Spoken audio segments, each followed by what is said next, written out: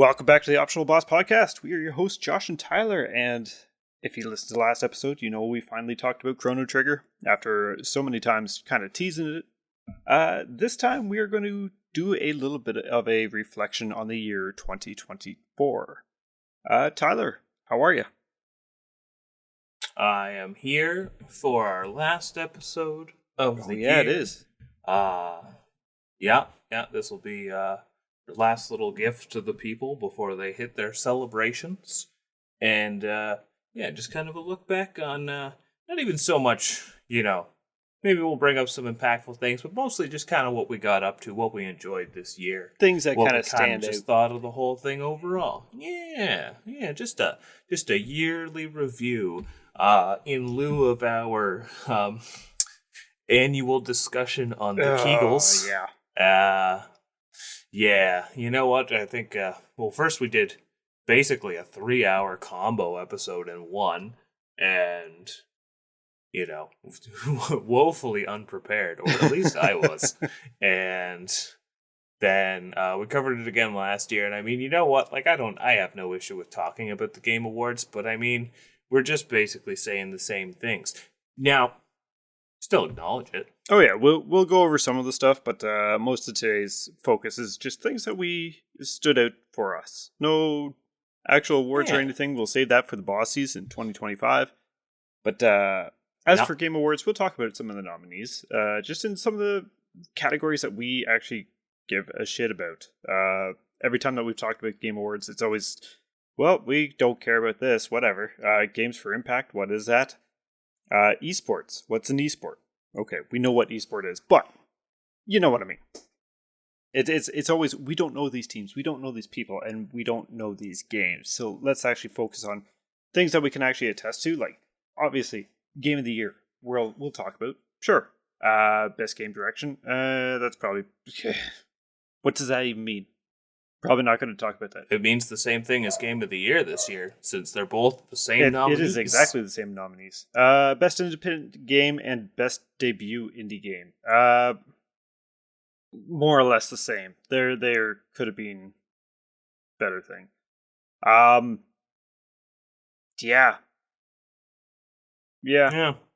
No, I think as opposed to discussing what everyone else has been playing, I'd rather discuss what I've been playing, which, you know what, might as well get into our standard preamble. Yeah, which is kind of going to merge with what we're going to be talking to today anyways, but maybe, depending if it stands out.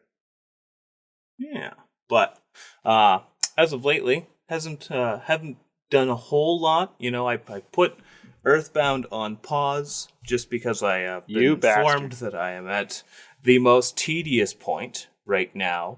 And because it's the kind of game that doesn't have any kind of overly complex narrative, I could very much easily return to it just where it is. Now, I do intend to beat it before year's end. Yes. But for the time being, I've been playing something I like even less. So, that's been a fine use of my time. I have been playing a Metroidvania that is known as Grime, and from the looks of it, I don't know why, it gave me like Metroid Dread vibes, and I knew it's not going to be good as Metroid Dread, but whatever, I could go for a nice Metroidvania, so I got it, and, it's, as the game itself, it's not terrible, performs terribly,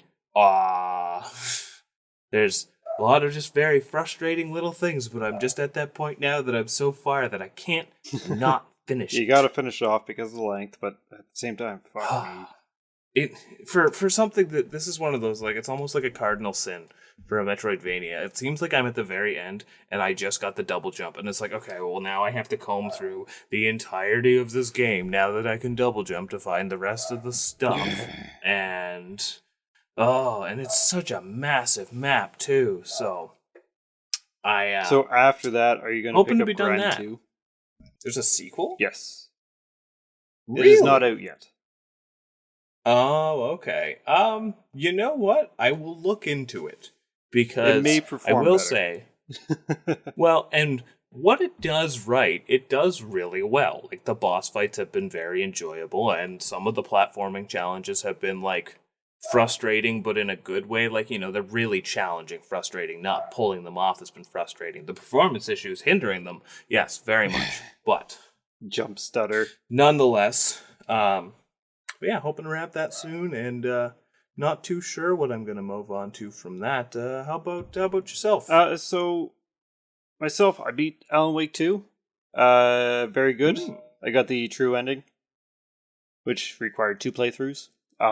Then I dove into Dino Crisis, and I just beat that, and that was nice. a good time. It was neat. I will admit that I used a guide for some little bits, just because it has that old archaic "where the fuck do you go now?" and there's a lot of rooms that you can kind of explore.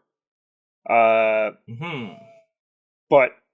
I mean, anytime that came up, it was like after I was already exploring and trying to find where I'm supposed to be going for half an hour. And turns out like there's been things that I missed I should have picked up at the beginning and didn't, and I was already like very far on. So kind of glad I did do the guide method while still trying to figure out the things myself.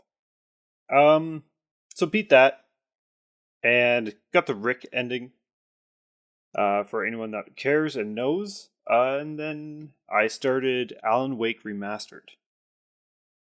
The first one. Oh. Very different games. Yes. From 1 and 2.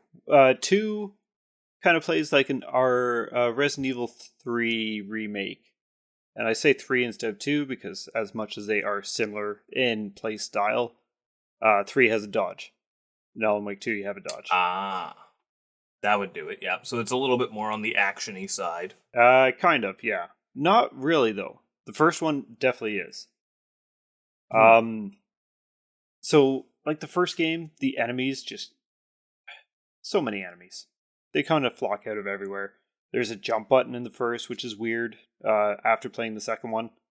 But enemies, you gotta shine the light on. They're always coming at you and all that. The second one, at least when you're playing with Alan, the shadows of people may not necessarily be enemies.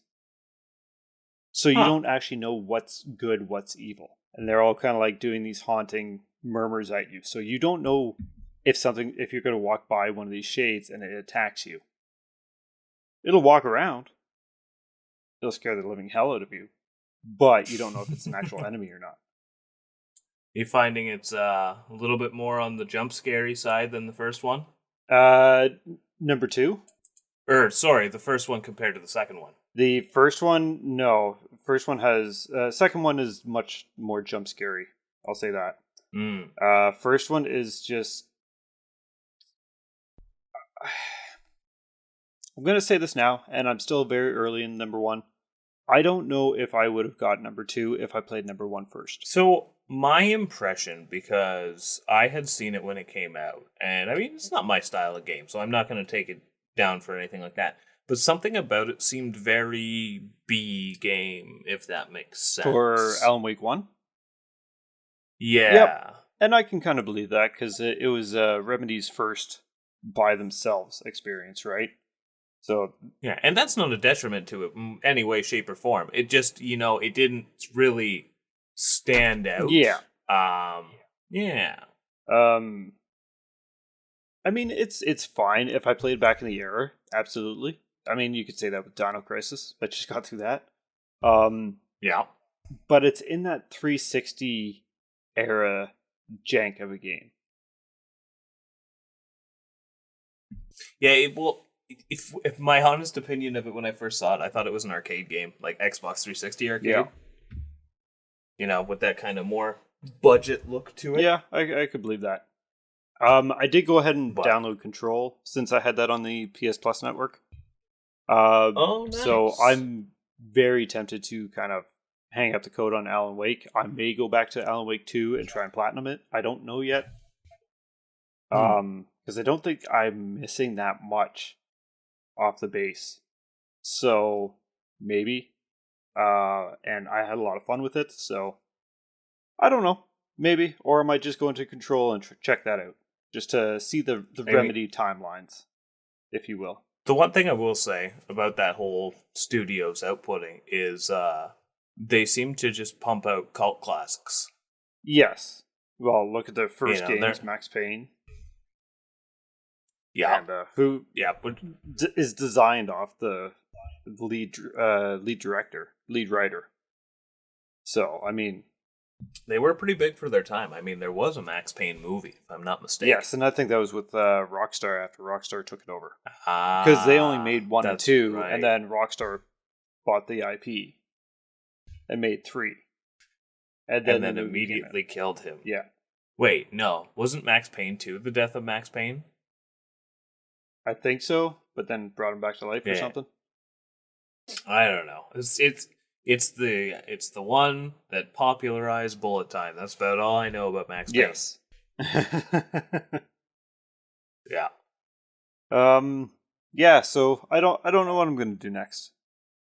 I still got another Tomb Raider game I could play through. I could go into Control. I may drop Alan Wake 1. I don't know. I don't know yet.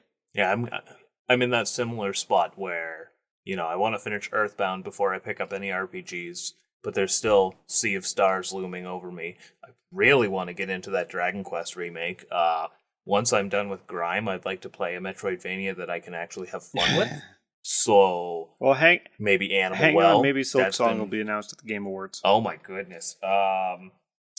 On that note, hilariously, I was looking at, I think it was Fangamer, just, perusing for just nifty game merch. Yep. And I found it kind of funny that Silk Song has merch, and it's not even a game yet. Yeah. Yeah. Yeah. It would be almost soul-crushing if it just never came out and all of this stuff exists for it.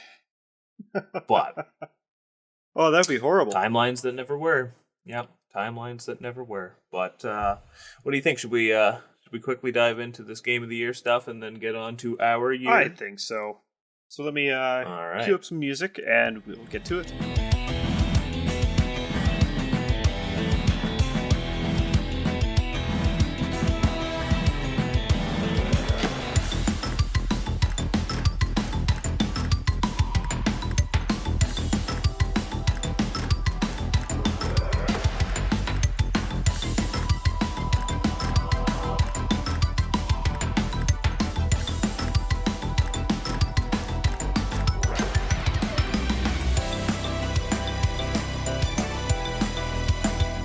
So yeah, we are going to blast through some nominees. Now, let's do a full disclosure. By the time that you're hearing this episode, the Game Awards would actually have happened.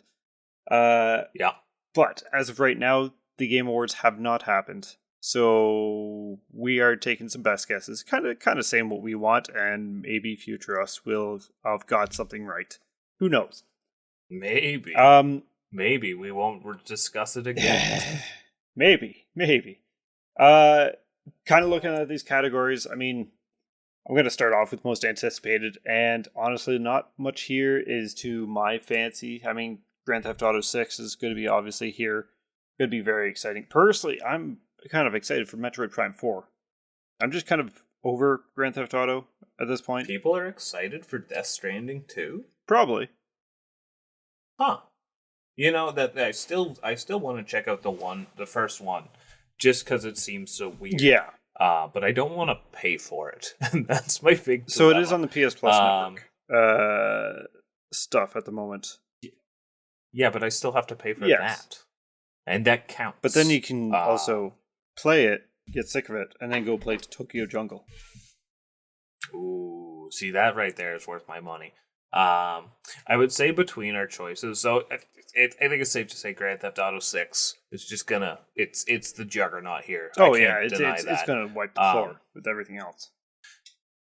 I like my heart goes to Metroid Prime 4 just because I know it's Metroid Prime 4. It's one of those things that no one thought we were It's getting. coming. My personal pick.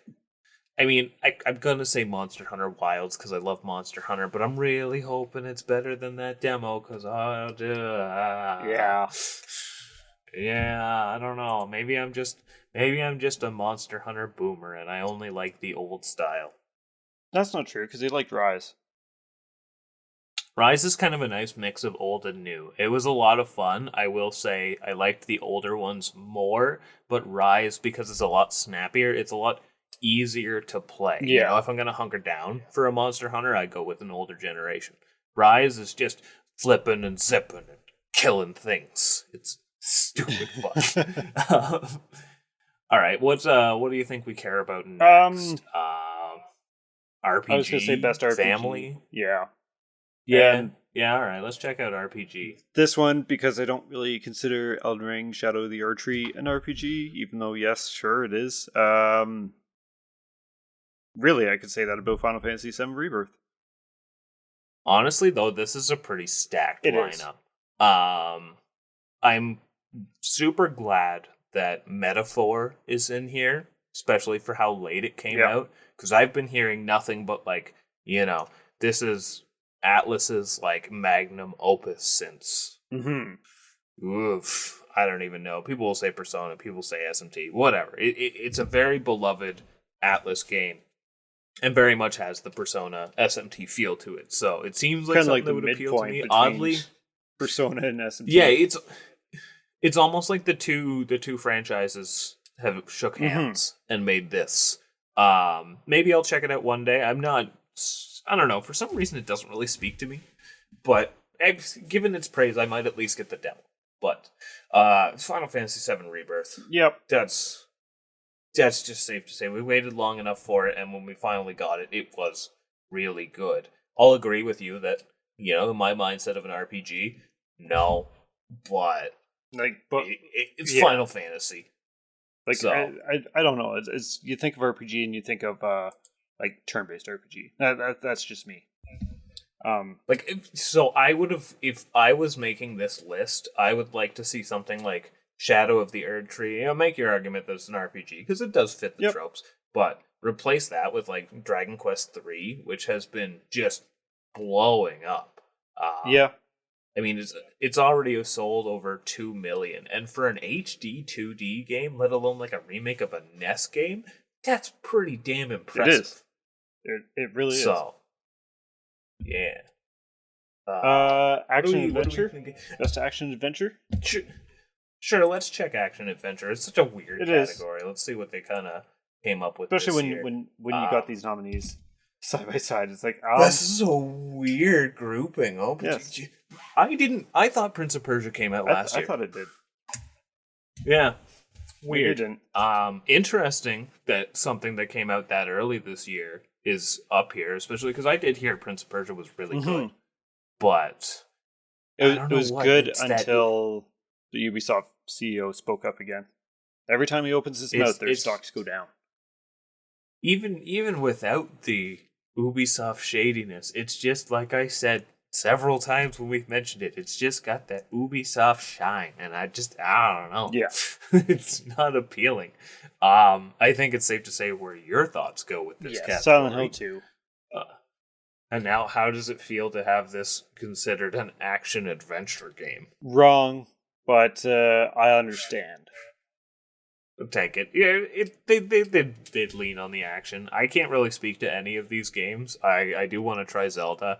Astrobot is kind of like a Death Stranding situation. And I think the only reason for that, because Astrobot I can tell is quality, but because it was the free PS5 tech demo initially, I don't know, something about paying full price for it just seems off to me, but I've heard it's incredible. It's a bit different versus like Astro's Playroom versus Astrobot though, right? Like one's just a tech demo, one is more, yes, it plays on the tech demo-ness, but it's an actual full game, not something that you just fly through.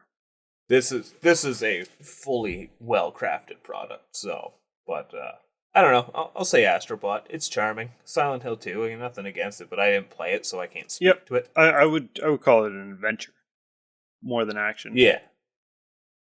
Speaking of, what about straight action? What do we got in here? I don't care about most of these. So, only thing I really care about there's two things I played in here. Helldivers 2 and Stellar Blade.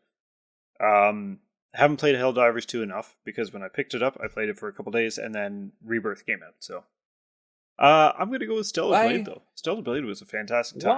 Why? Eventually, I'll get into Black Myth Wukong, I'm sure, but they need to come out with that physical that they promised first. What is this? This isn't the shooter category. What the hell? Like, Call of Duty, Helldivers. I mean, nothing against Helldivers, but if I'm not mistaken, that's a shooting game. Pretty sure Warhammer Space Marine 2 is a shooting game. And melee games. I mean, those could be action. Black Myth. That's my pick. The one with the monkey. It wins. The one with the monkey. I actually do want to play it. I think I watched some of 2 years ago while this game was still getting hyped up. I think I was watching. It was like a boss fight with this massive dragon, and it was super impressive. I don't even know if it's still in the game as the state it was. Right. But yeah, I do want to check it out. Again. Yeah, I'm hoping it's not as soulsy as people say. I'm hoping it's just hard as nails, straight up action. I mean, a lot of people use Souls very loosely, right? So that's what I mean. Like, I don't want it to have Souls mechanics. I just want it to be difficult. If that's okay. If it does, and it does them well, sweet. But I don't want everyone to do Dark Souls anymore. Yeah, let the people who do it well do it. Yes. Stellar Blade, it was just a fantastic time. Some of the main character dialogue was very stiff, but as for the actual gameplay, I had a lot of fun in it, and some of those boss fights were genuinely fairly difficult. I just think it's amazing that the Nier comparisons ended up coming to fruition, and now there is Nier content in Stellar Blade. That's a very cute acknowledgement from the gaming industry. Right there. Well, the what's the Nier guy's name? Yoko Taro, I think. Yoko Taro. Yeah, he was commenting on Stellar Blade like when it first came out, saying that he absolutely adores it. Like, no, this is better than my game. That's what he said, right? So yeah. So yeah, no, it's good time. I think you should play it. Honestly, I'd be into checking out Stellar Blade. If anything, for a little bit. Yeah, just the boss fights were a lot of fun.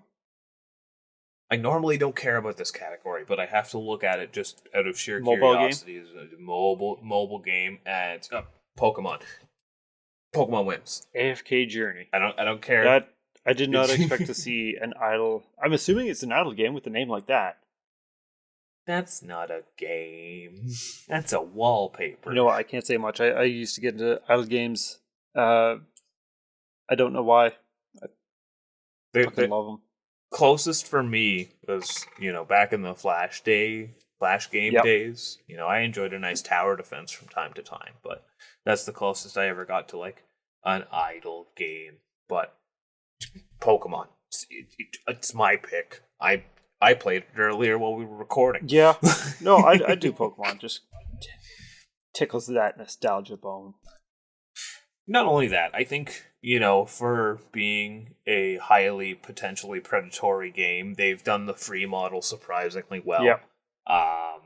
And they launched it with just enough content to be enjoyable and flexible, but also enough to make you wanting more. So I think they kind of knocked it out of the park with that. No, that's fair. Yeah, and they made the game super snappy, which I really like. Like I did like playing the Pokemon trading card game, but I always felt it was a little slow because the difference between like the app and the main game is you like have 5 zones for your bench, and you also have to draw energy cards. This just feeds it to you, so it just keeps everything moving, which is much better. It's good. Yeah. All right, flipping the coin. Are we doing best independent or best debut indie? We're gonna do best independent game. Honestly, I don't have a lot to say for this. Only one that I've actually played was Animal Well, and I enjoyed it enough. Like, it wasn't anything like spectacular or anything, but I'm really happy I played through it and had my time with it. This is actually a pretty good lineup from my I haven't played any of them. Animal Well would be probably my pick because it's the one that has my interest. I've heard nothing but good things about Balatro. Balatro is one that I'm intrigued by. I like my card games, but I'm picky about them. Lorelei and the Laser Eyes doesn't appeal to me, but for the people it does, apparently it's really So good. I'll fully admit I Um, do not know what this is. it's a very think old school PS1 style adventure puzzle game. Okay.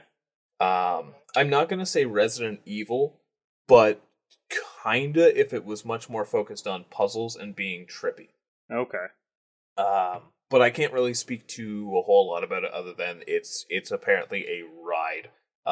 Same with Neva, and Neva is from the I'm kind of guys who made Gris, except this one has combat in it, and I've yes, heard that it's very good. yeah. And I've never played Gris. It looked good, but it just looked a little too cinematic Not for my my style. liking. Yeah, but Neva has my interest, but not as much as UFO 50. Oh my god. I really want it to come to Switch because this looks right up my alley. It's just a whole bunch of like well crafted mini games. Even seems a little bit too light, like they're a little bit bigger than mini games, Like but picking the shuffle it's every time that you get a game over on Newgrounds back in the day. uh, yeah, I don't know. The fact that someone was like, I want to do Action 52, but good, is kind of hilarious to Yeah. me. And it sounds like it's actually, like, there's a couple games that kind of suck, but that's almost the charm of it because the rest of them are None of them are going pretty to be damn Cheetah Men. good. No, I would say, I think, from what I've seen, because I haven't seen all the games included, the worst that would be, it would be like something trying to rip off of, and this is going to be very obscure for some people, but like, think the Dizzy the Egg games for the Aladdin Deck Enhancer, like those weird ass janky puzzle Yep. platformers. I wouldn't be surprised like it's got some things like that, but like it's part of the charm. Uh so but yeah, either Animal Well or UFO 50 would be my personal Yeah. choice. I'm going to go with Animal Well just Um because that's the only one I've actually played. yeah, I wouldn't even worry about debut indie. It's mostly the Plucky Yeah, the Squire's here, Plucky Squire just makes me say, okay, I should hurry up and get my pre-order for the physical on that. right? So, what do we have next that might be worth? No, no, no. Music. Best audio Just design because I want to. or best score music? Okay, I just wanted to see that Final Fantasy Yep. was here. That it You know should what? be. I'm The music's incredible. just because we're here. I'm gonna go with Silent Hill 2 again. I do not think Stellar Blade Yeah. should be here. Yeah, no one really talked about its music. No, it a little too anime for my taste. It Yeah, felt a little out of place. I mean, you got used to it, and you actually did kind of enjoy it after a bit of time. But or for me, for my tastes. But at As the for same time, it's just like it's not something I like. I can hear it clearly in my head. I did not forget about it, yeah, but it was more out of annoyance than pleasure. well, Maybe and annoyance isn't right, Final but Fantasy it's just VII. repetitive. The things it did with its music, the fact that they would take one track from the original game, turn it into like 12 different tracks, For and they all Seven sound Rebirth? amazing. Yeah. Yeah. I don't know. The variations on just like the standard world music, oh my god. It wins. Now for sound design, like, I didn't play Silent Hill 2, but I'm guessing it really did a good job in making everything sound good. So yes, if there's one thing that it did really well is getting the sound effects and the music really nailed down. The music was remade by the original guy who did it, Akira Yamaoki. I butchered that name. That's not even the name. I can't help you on that one. Um, I don't know who that is. but yeah, no, it was all the original composer's stuff by the original composer, just modified. So it was new versions of the old, and it was really done well. All the sound effects and everything he did, and it was just all incorporated really well. Like if something went smush, it felt smush. that's what I was curious about. If the game had a good squelch sound for a crowbar to the head. Yeah, when something went smush, it went smush. You felt the smush. Ooh, gross. So Best narrative. So obviously, we get two sides of the same coin here. Final Fantasy VII and Silent Hill 2 were probably going to be our choices respectively. Yeah. You know what my problem with that is, though? They're not new. No. Now, granted, we have not played Metaphor ReFantazio. No. We haven't played that. I actually think, just like outside looking in perspective, the winner would probably be, if we're talking like a strictly new thing, probably Hellblade 2. See, I know nothing about it, but I don't know. They tell a story. They did in the first one. First one was really good. Yeah. I can also believe that Like a Dragon, which I have to say, has shown up in a lot of categories, and I feel like it's the one. Like, I know the Yakuza games have their diehards, but I feel like it's going to be the nominated for so many, walking away with none game that we always get. And, I don't know anything about its story. However, I do know that from what I played of Yakuza 0, when it is telling its story, it tells it so well. Like, it's so intense, and, like, it plays up the drama of the whole, mafia lifestyle stuff really well. When it's not, though, this game doesn't give a fuck about physics. Like, it just goes fucking bonkers. So, it's hard for me to think that a Yakuza game has a good narrative, not because it has a bad one, because it's just like, okay, now that we're done with this drama, I'm just going to beat someone with a pachinko machine, and then just... it'll start saying that I won money, and then I get lots of money. 2 machine. And then I'm going to go fishing. So, and then I guess we got only two I've played is 7 Rebirth and Silent Hill 2. All I can really speak to is the new sections of Silent Hill 2 were pretty good, and for the most part, they kept the original narrative. See, the new stuff that they did in 7 Rebirth, or not even so much the new, but the stuff that he expanded upon. Oh, it was good. I have made it very clear with our assessment of this game. I do think it was too much of a good thing, but that's because I only have so much time. And it does have that similar problem that I mentioned with Yakuza, which is funny because it's very much like a Yakuza game where, you gotta find Sephiroth, stuff's really dire, but man, Johnny, you gotta help Johnny. So, or all the stuff with Gilgamesh, though great, definitely. Although I think the game benefits from its levity, it can take you out of it as well. It was a little long-winded. It could have been trimmed a bit and been just as good. So, on to the big one, I Game suppose. of the Year. So, you should go through the nominees on this one. Astrobot, Balatro, Black Myth Wukong, Elden Ring, Shadow of the Erdtree, Final Fantasy VII Rebirth, and Metaphor ReFantazio. Okay. What do we think about Astrobot? It's fine. I haven't played it, so I can't really speak to it. I think this is neat. I think it's, it's kind of like when we saw something like, Mario Odyssey get Game of the Year. It's like, it's not going to win, but you know what? Hey, thanks for coming out. Pretty much. The upset, the flip the chessboard per se, is probably going to be if Balatro wins, and I'm not going to be surprised if it happens. I don't see it happening. It's hard to say. It's very hard to say, but this is definitely this year's Dave the Diver, which is funny because Dave the Diver had content in Balatro. It's all connected. It's all a weird indie conspiracy. Yes. Black Myth? Yes, I still want to check it out, and I want to try it out, play it, get it, whatever. This is one of those games that, it was all the hype, and then it just... What happened with it? It's weird, eh? It's kind of the outlier in this whole list. The next one, Shadow of the... or Erdtree... Elden Ring, Shadow of the Erdtree. We still hear about. Black Myth Wukong, you don't. I don't know how to feel about Shadow of the Erdtree being here, because, it is a top-notch thing, but it's also... It's DLC. It is. But it... Okay, so... But it's really good DLC to the point where it might as well be a full And that's what I was going to say, is it could work as a standalone, easy enough. It's weird, but I think if they were going to pick, I'm not upset that it's here. I think if they were going to pick a DLC and put it up here, or an expansion of any kind, it needs to be a worthwhile DLC, like something that could work by itself. And Shadow of the Erdtree definitely could. At the same time, why don't they just make a category for best DLC expansion?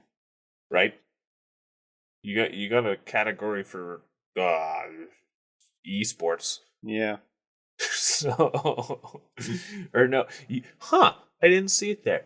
I don't think there was a category for best esports manager. No, I don't think so. I'm fine with that.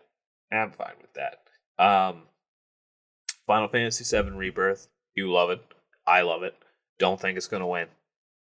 Wish it would. It would be I think nice. it's going to be a toss up between Shadow of the Erdtree and Final Fantasy VII.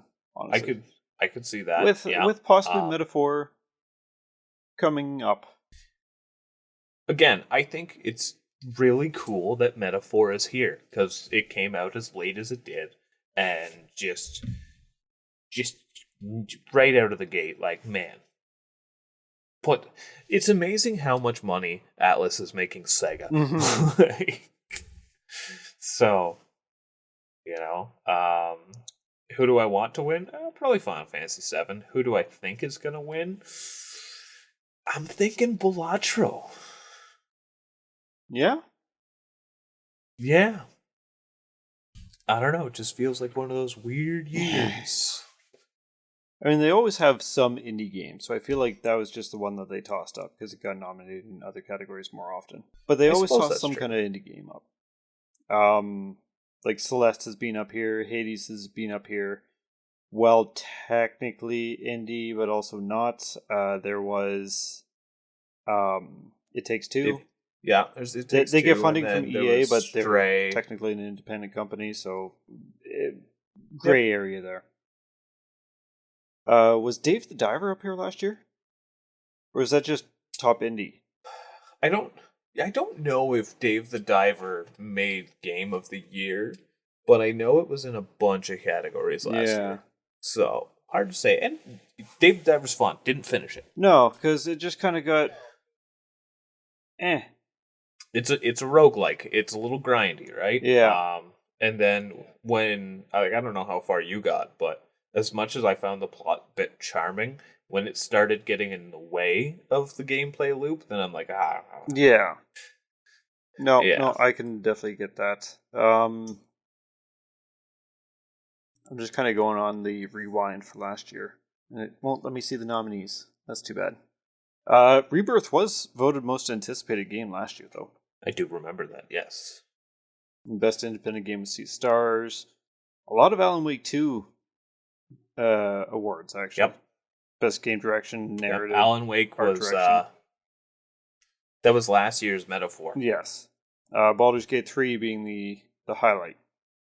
The game of the year. Yeah. Can't see the nominees, though. Really want to look that up. Yeah, I think they only care about the winner. If you're curious about the nominees, people at home, you could listen to last year's coverage of the game. God. Yeah. Or don't. But be smart and don't. Yeah. Or do. Yeah. Or do. Get our watch retention up. We like that. Find us on YouTube. Play us where you can find us. Yeah. So yeah. Nice rapid fire coverage of the game awards, the Kegels. Anything that we honestly care about. You guys know if we had some right or not. Because by the time you listen to this, it's out. Yeah, I don't think we're gonna. The next time we talk about awards, it's gonna be a much more exciting awards show that is much more important than the Kegels. Fuck the Kegels. You all know. Yeah. Anyways, onto what we've kind of done. 2024 was actually a pretty decent yet slow but good year. It was a big year for longer games for me, anyways. I played a lot of longer games. I can even so I have all of my beaten games from 2023 and 2024 here. Don't worry, folks. I'm not going over everything, but my 2024 is considerably smaller. And last year I had stuff like Zelda, Tears of the Kingdom, and Elden Ring, which were big games. But I also played Elden Ring again this year, so it doesn't. Did you? Yeah. So when Shadow of the Erdtree first came out, or no, it hadn't been out yet, but it was the build up to it. I started a new file and just basically got to the point where I can enter Shadow of the Erdtree. Oh. So okay. Yeah. So I haven't. I'm just basically waiting till the day I've decided, all right, let's do it. And I pick it up and I'm just there, beat Moog, good to enter the DLC. Right. So, and that was my Chuck Rocks profile. Right. Okay. And it so much fun. Still, it was obviously faster than my first playthrough and much more guided, but still, that game takes a while, even if you expedite shit. Absolutely. But what's funny? You want to know what the first game I beat in 2024 was? And this doesn't surprise me at all. It was Liza P. Really? Yeah. As soon as the year started, I'm like, all right, got to replay Liza P. That's kind of hilarious, actually. Yeah, because it came out like 3 or 4 months prior. So, yeah, just couldn't keep away from it, and I think after that, I plucked away a couple smaller things. I don't know. It's a pretty balanced list this year. So, but much I don't smaller. have my lists down, but you know what? Kind of thinking back now and looking at my history on PlayStation, anyways. Yeah, I played some beefy games, but I got through some beefy games too. Because I have Liza P as well. Because you beat it before I did. Absolutely. Yep. But then I have like Cyberpunk 2077. Oh yeah, I forgot you played that this year. The RE1 remake, which was good. Then I dove into the Final Fantasy VII Rebirth, which that was honestly a magical time.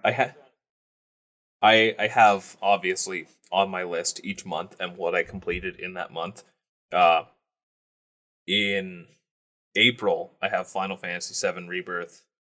And then there's a big gap until June because I was playing Dark Souls 3. So, that's right, you played that this year. Yeah, it's one big. Yes, I did, and didn't fall in love with it, which is weird. Like I liked it. It was a great Souls game, but I don't know what it was about it, but it just didn't quite capture that magic that Dark Souls 1 did. I don't know. I will play it again though. Yeah, get the second opinion on.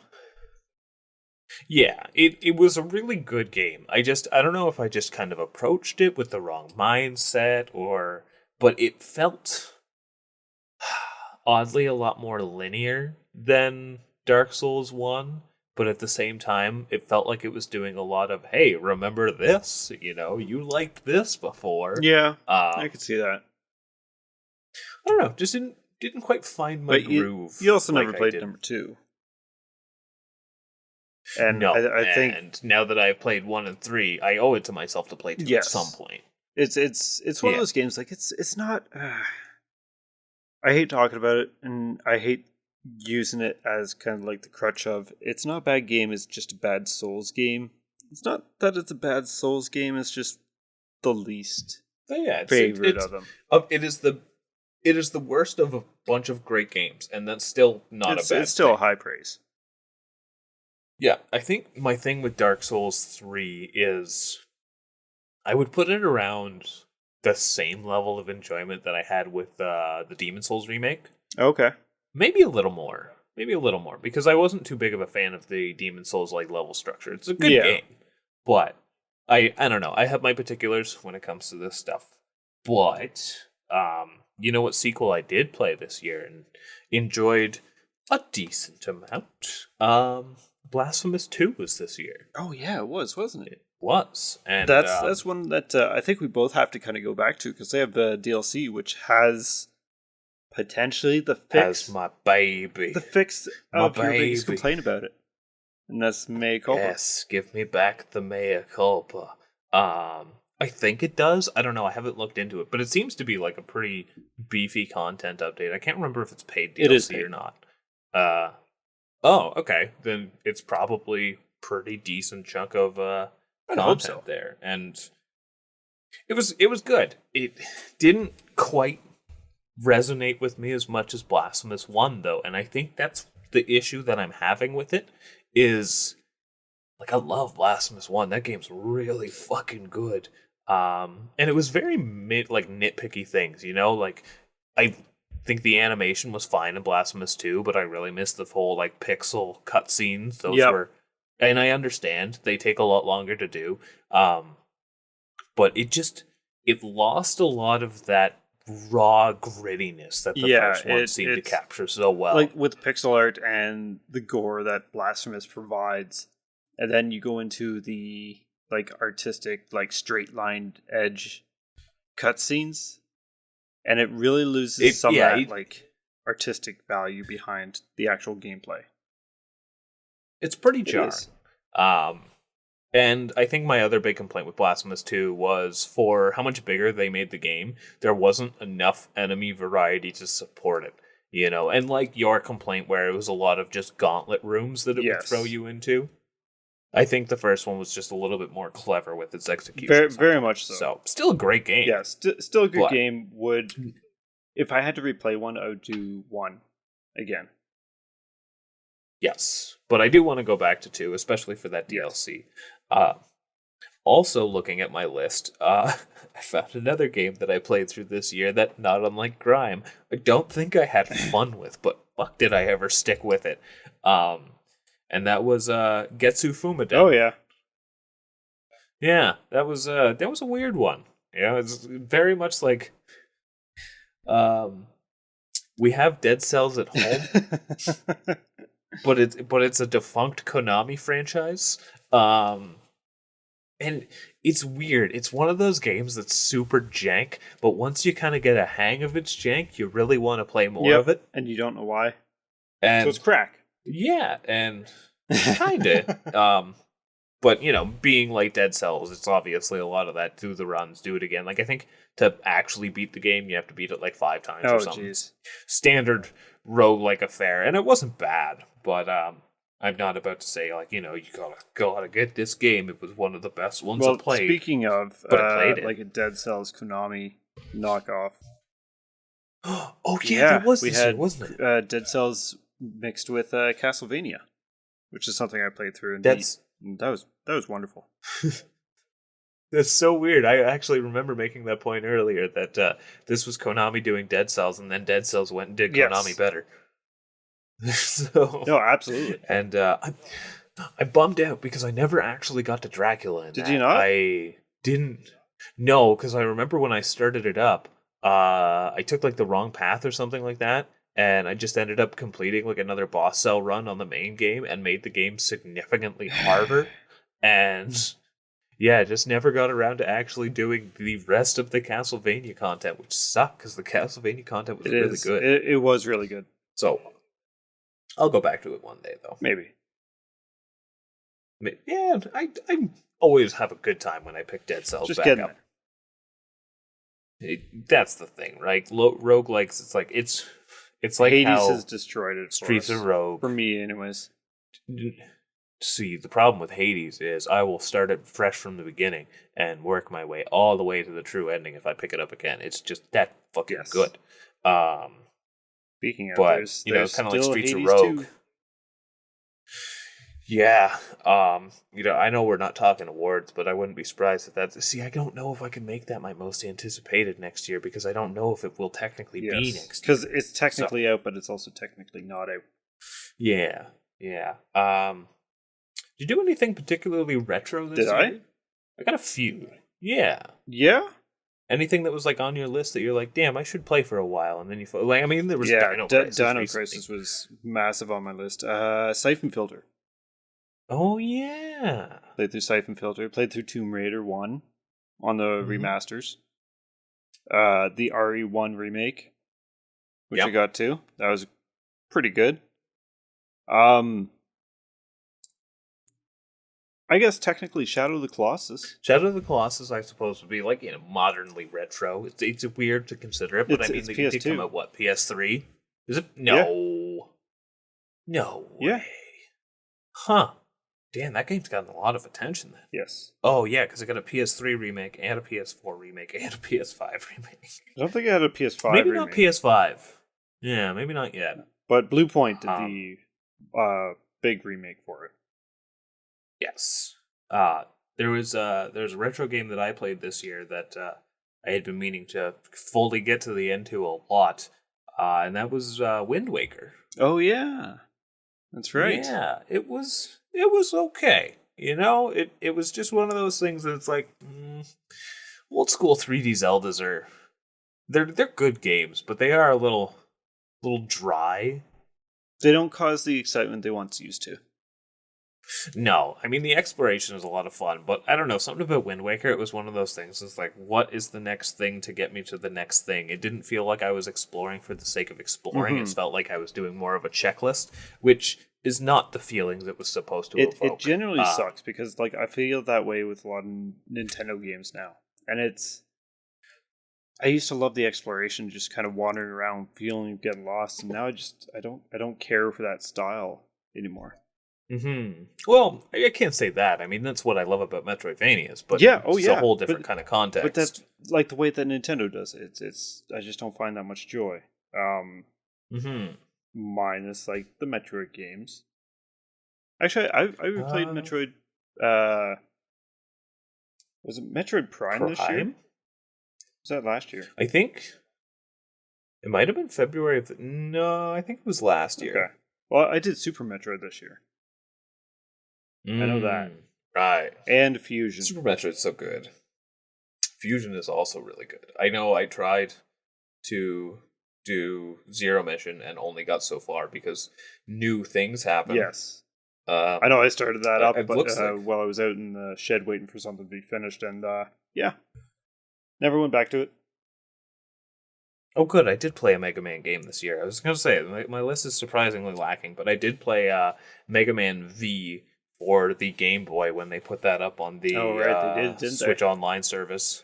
Yeah, because that's the standout one that was wholly original and still holds up. So it's a pretty solid, just toned down Mega Man game. If you can get through the NES ones, you can do the Game Boy ones. And it does what it does really well. I like the first three that feel very budget. The fourth one's like, you know what? They kind of started getting their grasp, and then the fifth one, they're like, we're just doing what we want, and they did it really well. You know what I played this year that you didn't? Disco Elysium. Yeah, but you didn't play Okami. No, I didn't. But did you? No, but I'm at least trying to redeem by beating Earthbound. We'll find out in the next episode if I did it before the end of the year. We'll find out. But I can't really think of anything that you should try to polish off before the end of the year in lieu of Earthbound. I mean, I think it's a little too late to just throw a full-blown RPG at it. I don't think I have enough time to do... do SMT3 in the next 2 weeks. Fuck, I do not have that kind of time. What's something that you could try that... you know what? Maybe I'll come back to this later on in the episode. All right. Give yourself some time to think. See if I can think of something small, yeah. But I do have the Doinksoft small. I can do Gato Roboto. Even I haven't done Gato Roboto. I started it. It was charming, but I have the allegedly busted version. The one that will need to be upgraded. Yeah. You know what? One thing I did dive into quite a few times was Tetris Effect Connected. And I know I've talked about that before. But I actually did like the full playthrough. Again. Yeah, I think for you, the Tetris Effect has been what Darius has been for me this year. It's very much the like, yeah, I'm feeling something like super video gamey, and you pop that in. Yeah. You know, it was super video gamey, and I did not care for that much. Strangers of Paradise. I forgot that was really early. I beat that. Oh, fuck. And isn't it awful because it's one of those things where, like, damn, it's so close. I want to like it. It's just not doing it right. I want to like it. It's not good. No, I could see certain people having a lot of fun with it, but it's funny because Strangers of Paradise is actually the thing that kind of makes me feel like I could get through Final Fantasy 16 because I wasn't crazy about the demo with it, but it's like, okay, if they've got good ideas here, so when it gets better, it probably gets a lot better.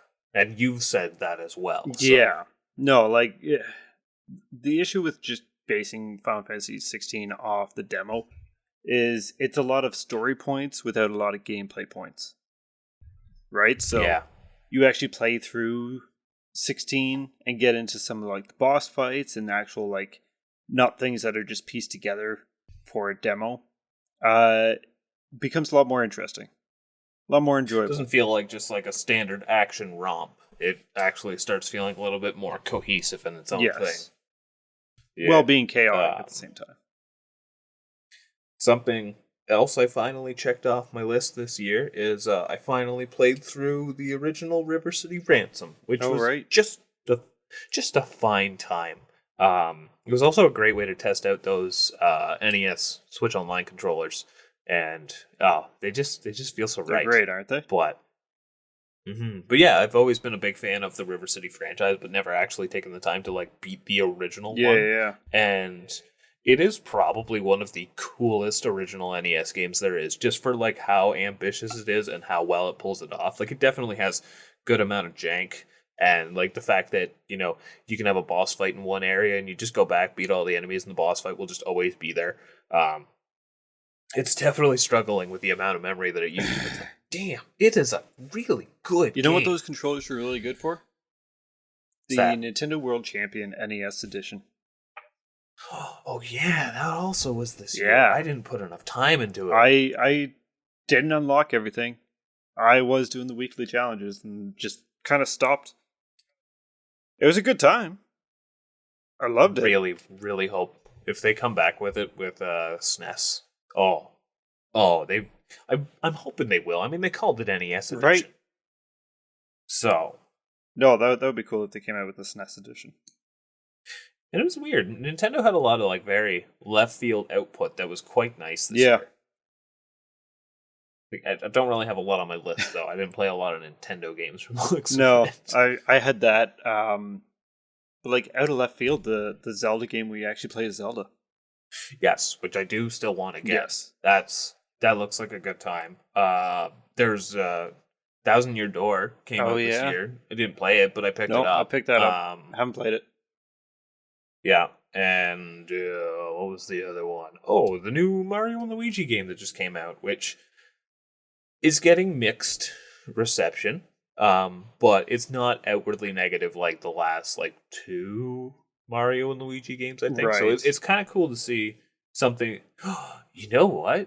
This is actually a very interesting year for like franchises getting a refresh, and I say that solely because we got a new Mana game this year. Like that's fucking nuts. Yes, we did, and it was okay.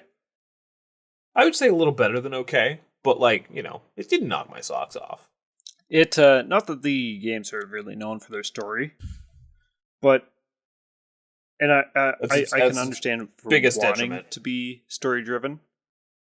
You need some bigger plot points than what Visions provided, and they just kind of went off. What a pretty very game. Minimal plot points and dragged them on, which kind of slowed down the pacing and everything. I did go and platinum it, but yeah, I still got to go back for the post game stuff because it does seem like that is where the game really peaks. Mm-hmm. But we'll come back to that at some point. But I will say the things that it was very Mana, and I can't be upset about that. It felt like a Mana game, and that's the most important thing. And just the fact that the amount of times that I just stopped and stared at stuff, like it's so pretty. There was a lot of like cute little callbacks, almost a little bit too much. You know, it was like we're back and we're going to reference a bunch of stuff. Yeah, but a lot of things have that kind of problem. I get it. It's far from my favorite Mana game. I think, you know, it's actually really hard for me. Do I like this more or less than Secret of Mana? Like, it's hard to say because like I'm a real sucker for the SNES games, but I can acknowledge this is a better game. Yes. So Huh. But it's nice to see Mana's back. I hope we get to see more of it, but it's not gonna dethrone the things I am already very fond No. of. Music was also kind of meh, and that's also really disappointing because like I love the music from the And a Mana lot of it was franchise. like remixes of the rest of the Mana series too, right? So Now the remixes I did enjoy, but not nearly to the extent of their original no, renditions. Oh, oh, you know, it was a sleeper hit this year that I don't think you played, but I what's did. that? Fucking Gravity Circuit. Oh, right. That's my Mega Man game this year. Like that game was really fucking good. um, yeah, it was kind of like very classic Mega Man style, but also took a lot more cues from like Mega Man Zero, where it was obviously more melee focused and just super fast and frantic. It's one of those games that like when you get into that flow state, fuck, it feels so good. Um, it's also really pretty. Like it does some pretty solid pixel art. Yeah. I mean, I would say everything I saw on it looked really nice. that's not going to be my challenge, but I will say that is one that you should make time for soon. Yes. I need to Yeah. polish out the Mega Man series, actually.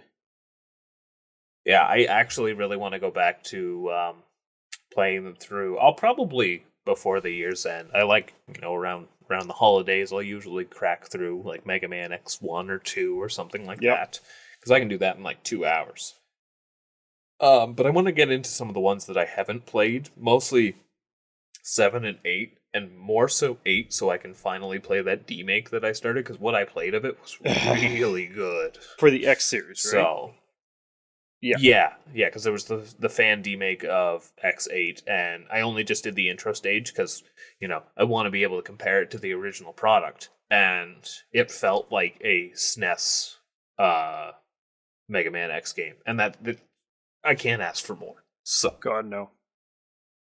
yeah, it's also kind of opened my eyes to the world of fan games. I don't know if I'll have the time, but if I can make the time next year, I Gotta want to try. dabble into a few more. Yeah, maybe I'll actually get around to AM2R next year. Ooh, yeah. That would be good. Yeah, that would be nice. Couple of the big games that I had this year. Stellar Blade, which I kind of talked about. Really good.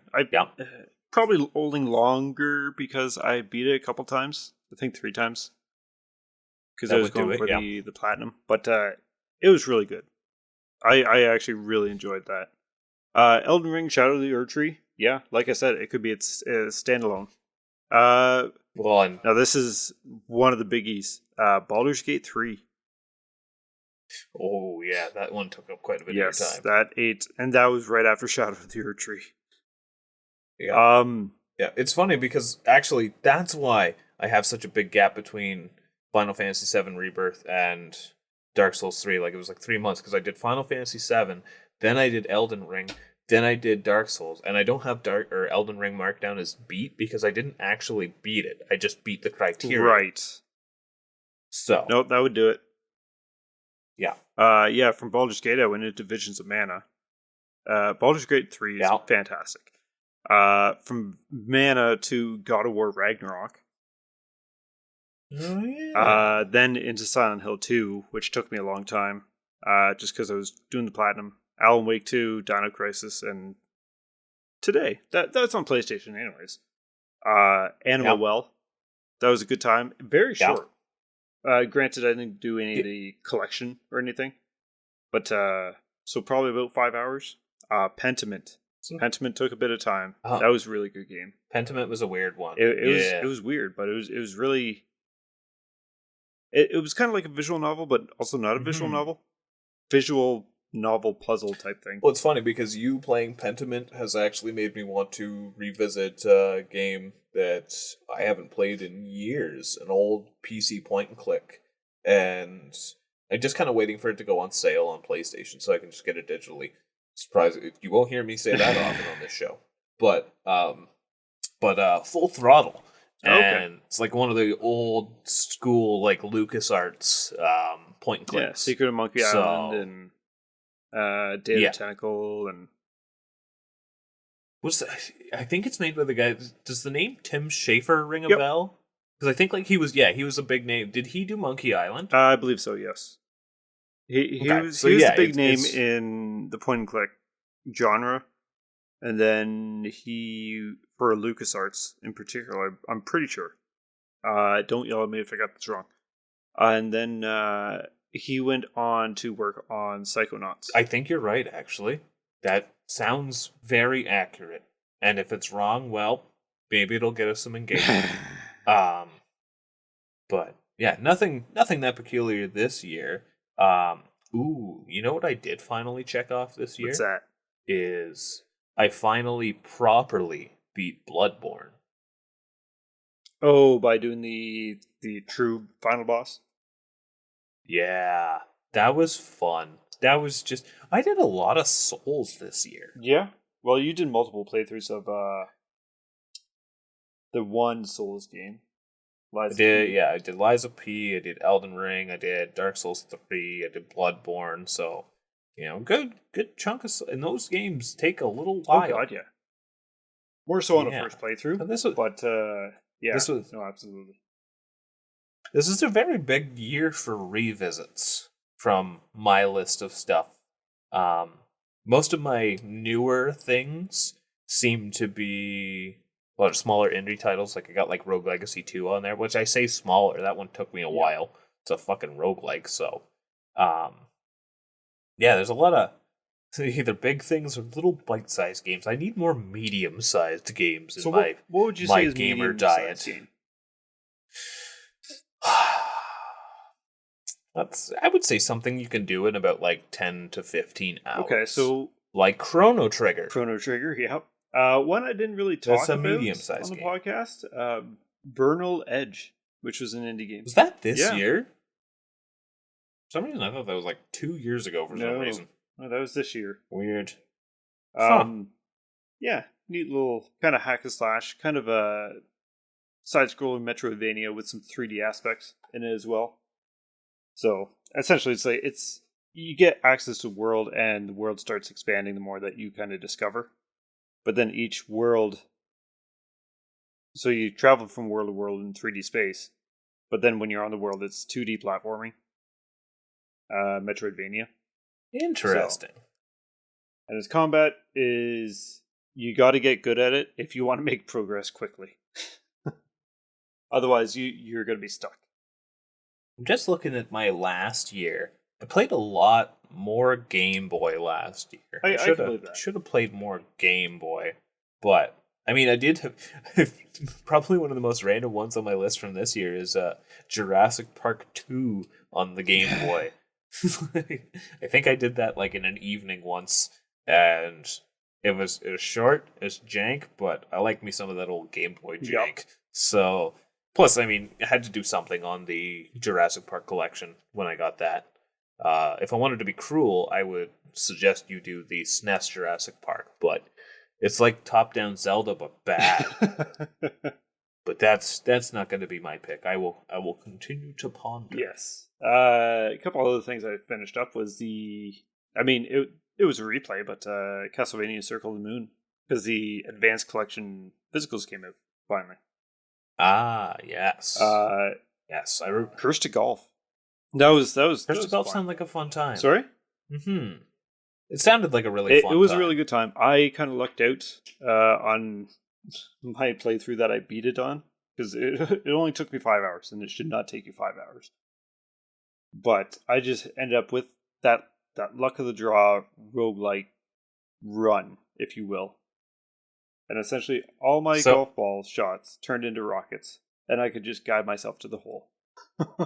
It does sound neat. And I think just the whole prospect of a 2D golf game is there's been one I've been looking at for a long time. I don't know, something like it's like you're golfing on the moon, and it's just like a really cheap eShop game. It's like a 2D golfer. And it's like I haven't, but I've pondered it just because I don't know. It takes me back to old Flash games. You know what? Honestly, take me back. I should bring you a copy of Curse to Golf. I think you would enjoy that. I'd be into checking it out, or possibly even looking into a copy of my own. And around the same time, I ended up playing Nobody Saves the World, which was actually really. Yeah. It was a neat game. It kind of Zelda-like, I guess you could say. you're essentially nobody. You wake up with amnesia. Nobody knows who you are. So you're just called nobody. But then you start getting magical powers. And those magical powers are transforming into different things that you find. So you can become a mouse. And as a mouse, you can get different abilities as if you turned into like a ranger. So as a mouse, you could fit into tiny holes and find different ways into areas. And you could also do a bite attack, which would restore your health. Whereas a ranger, you are using bow and arrows, so you're doing range attack. Sounds like a remake of Claymates. What a weird game. From the same people who did... Now, Nobody Saved the World seemed neat. It was from the same people who did Guacamelee. Oh, weird. Touched on that one a couple times. Like, I want to like it, but when I played it, it just wasn't... It's weird because it's a Metroidvania with side-scrolling beat-em-up mechanics. Yes. And that's just... It just doesn't feel right. I like both of those genres. Just not merged. I don't know. Maybe I didn't give it enough of a chance, I don't think. Something I think we both played a bit, and I think we might have talked about this briefly, was Dave the Diver. Fine enough game. Yep, just Dave the Diver. It's fun. It's junk food gaming. Is. That's what I would say Dave the Diver no, that's fair. It really intriguing at the beginning. Kind of got a little repetitive. It has a lot of mobile game trappings. Yes. Which... I'm glad I don't have to pay for them. That's nice, but it just keeps throwing different stuff at you. Like, when it got to that point where it was just like, you open up your restaurant. That makes sense. You use a game about fishing them up and then cooking them, and then it's just like... And then we start unlocking things like the cards, which the cards are neat, but whatever. And then you get the farm on the side, and I'm like, it's just too much. And then there's a plot. And then there's Tomb Raider 1. Yeah. Did you do much for RPGs this year? I don't think so. Yeah, I have, from what I have on my list anyway, for ones I beat, 2 very starkly contrasting games. Because very early in the year, and it's funny because I've been looking at this picture of my whiteboard that I have my games written down, and in January I have Super Mario something, but there's the light spot shining on it, and I've been like, is it like one of the lands or Super Mario RPG? Like, no. It was Super Mario RPG. I didn't polish that off until like really early this year. And it came out this year. It was good. Not? It was I think it came out like really late last year, like November or something like that. I think it was kind of like the random holiday release. And Super Mario RPG is great. I think the only problem I can really say with it, and the fact that I completely forgot that I played it, is because it is so similar to the original Super Mario RPG that it's just... No, that's fair. It feels like it's always been there, you know? But on the other end of the spectrum, I have SMT5 Vengeance, which we are probably going from the most friendly RPG ever to the least friendly RPG ever. And that one, I spent a lot of time with it, but I did because I wanted to be there. And God, it's so good. There's one of those, I know what I'm in for, but I also don't know what I'm in for. I think, for being an Atlas expanded re-release, it was very worth getting and playing through a second time, which is quite rare with these cases. Usually you'll get maybe what feels like 30% new content, as where this felt more like 70% new content. Which is saying something. Again, and I think also just... It very much was, and also just playing it on the PS5 as opposed to the Switch. Like, I love my Switch, I really do, but the original SMT5 was... It struggled. It was a good thing it was a turn-based RPG. You want things that run fluid on the Switch. It was one of those things where it didn't bother me because, again, it's an RPG. Like, the exploration didn't look as nice as it could, but it was still fun. And then to get it bumped up to like 60 FPS and just looking absolutely gorgeous and fluid, like, it's a small improvement that was a huge improvement, But goes a long way. Not many RPGs, but it's hard to balance out the RPGs with the big games like the Souls games and stuff like that. Well, I mean, Disco Elysium was technically an RPG. Yeah, it still is. It's just not one I played. Not yet. I will get around to Disco Elysium. We might have to revisit that one for... Maybe we'll double up on the challenge next year. Well, it's kind of funny because we never even talked about the first challenge. Final No, Fantasy we 3A didn't. versus Amori. Yes. Yeah. Mori was good. Amori was a weird fucking Yes, it game. was. Um, but I liked it more than I didn't think I was gonna dislike it. Yeah. But I think it won me over in the ways that a lot of games win me over, which is its soundtrack. It's got a wicked It does, and soundtrack. it's not one that you'd listen to outside that much, but it was still one that was very enjoyable during.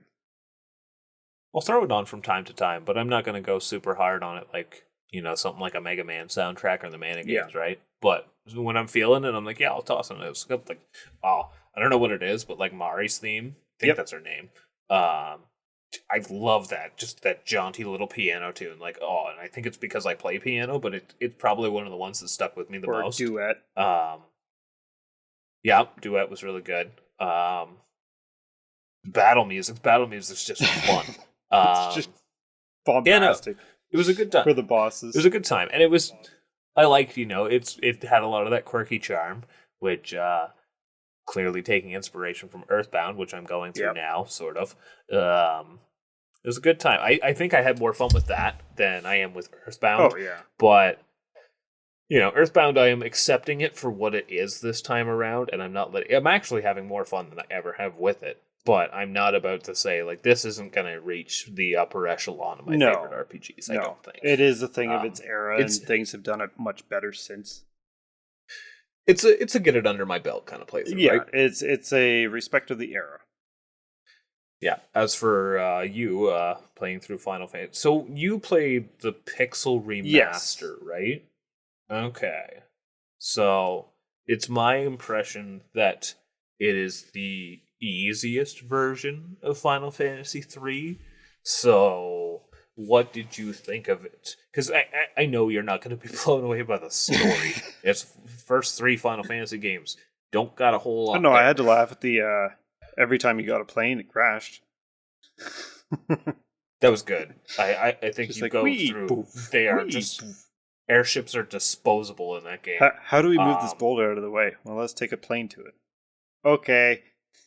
I'm trying to think of like standout moments in the plot, because you really don't find out the plot until like the last quarter of the game. But there's like, there was the fake Warriors of Light, the whole reveal that like you were on this tiny little continent floating in the sky. Like that was pretty cool. That was just like, okay, well, and you start as babies, right? Well, I mean, the Onion Knights, right? They're supposed to represent just little babies. They're babies. Just little babies. Yeah. And then it's like, oh, adults. But like, okay, let's go. And then you end up on this fucking floating continent. The world's like 20. Well, no, you've been there the whole time. And that's the thing where, like, that tiny floating continent you were on, that feels like it's about as big as the world from Final Fantasy 1. Mm-hmm. And then it's like, oh, no, this is tiny. And then, well, first there's nothing because the whole world's flooded. Yeah. You got the other more tiny importantly and stuff, and then the underground. You get like you turn your airship into a sub or something. I think there's a little bit of underwater traversal, and I mean there's not much, but I mean especially too like I've played Final Fantasy 3 a bunch of times.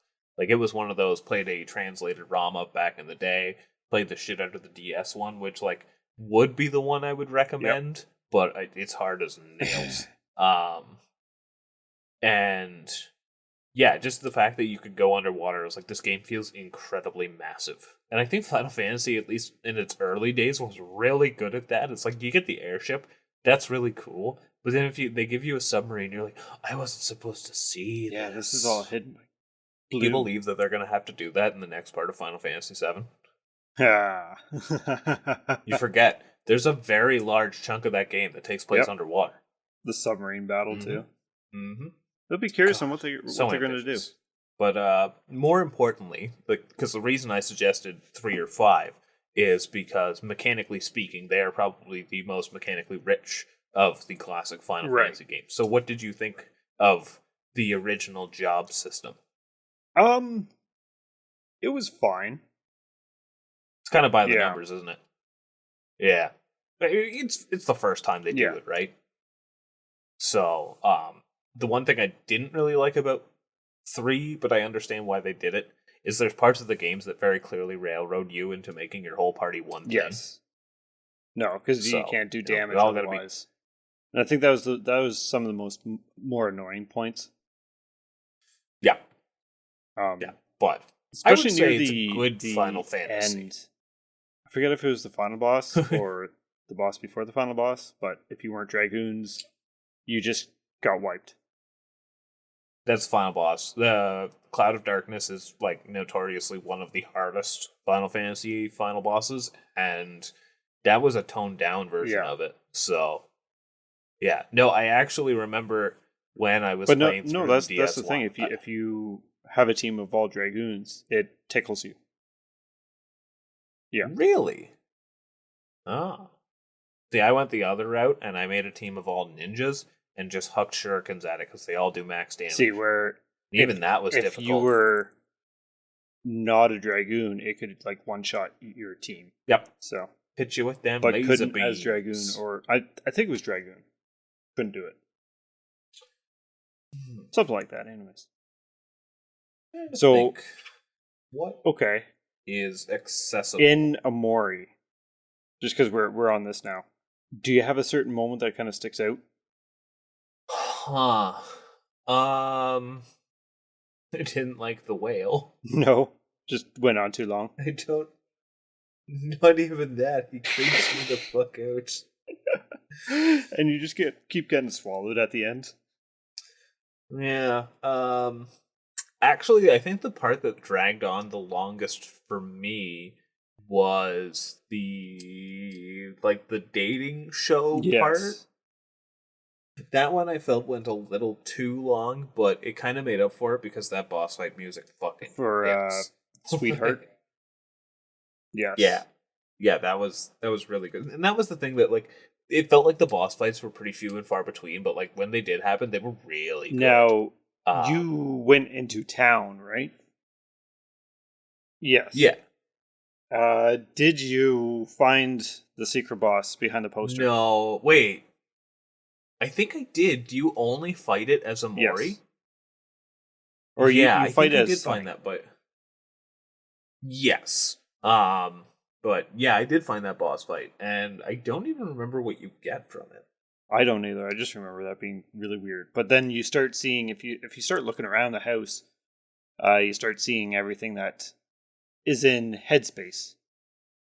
Like Captain Boyfriend was an actual comic that you could find in that comic book store.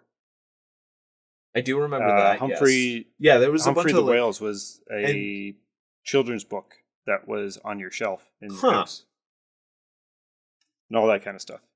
Oh, so figured it out. I figured out my challenge game. All right. Yeah.